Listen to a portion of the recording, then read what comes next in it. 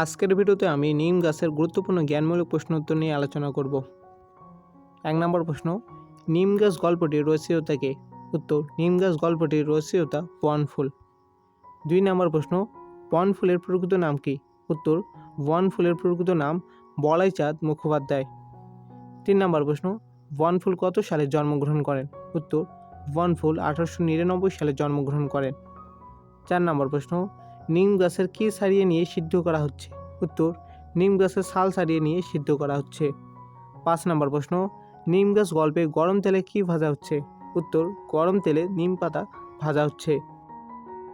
6 নম্বর প্রশ্ন, নিমের কচি পাতা কি সহযোগে খাওয়া হয়? উত্তর, নিমের কচি পাতা বেগুনের সঙ্গে খাওয়া হয়। 7 নম্বর প্রশ্ন, নিমের কচি ডাল চিবোলে কি ভালো থাকে? উত্তর, নিমের কচি ডাল চিবোলে দাঁত ভালো থাকে। 8 নম্বর প্রশ্ন, বাড়ির পাশে নিম গাছ গজালে কারা খুশি হয়? উত্তর, বাড়ির পাশে নিম গাছ গজালে বিজ্ঞ ব্যক্তিরা খুশি হন। 9 নম্বর প্রশ্ন, নিম গাছের প্রশংসায় পঞ্চমুখ কারা? উত্তর, নিম গাছের প্রশংসায় কবিরাজরা পঞ্চমুখ। 10 নম্বর প্রশ্ন, নতুন ধরনের লোকটি কোন দিকে মুগ্ধ দৃষ্টিতে চেয়ে রইল? উত্তর, নতুন ধরনের লোকটি নিম গাছের দিকে মুগ্ধ দৃষ্টিতে চেয়ে রইল। 11 নম্বর প্রশ্ন, নিম গাছের মতোই ঠিক এক দশা কার? উত্তর, নিম গাছের মতোই ঠিক এক দশা বাড়ির গৃহকর্ম নিপুণা লক্ষ্মী বউটির।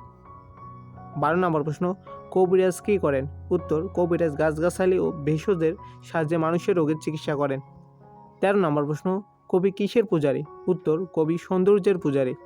14 নম্বর প্রশ্ন, নিম গাছ গল্পটি বনফুলের কোন গ্রন্থের অন্তর্গত? উত্তর, নিম গাছ গল্পটি বনফুলের অদৃশ্য লোক গ্রন্থের অন্তর্গত।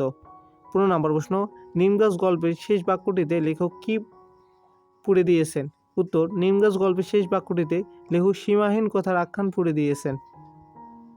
এই ছিল আজকের ভিডিওটি ভালো লাগলে লাইক কমেন্ট শেয়ার করবেন। ধন্যবাদ।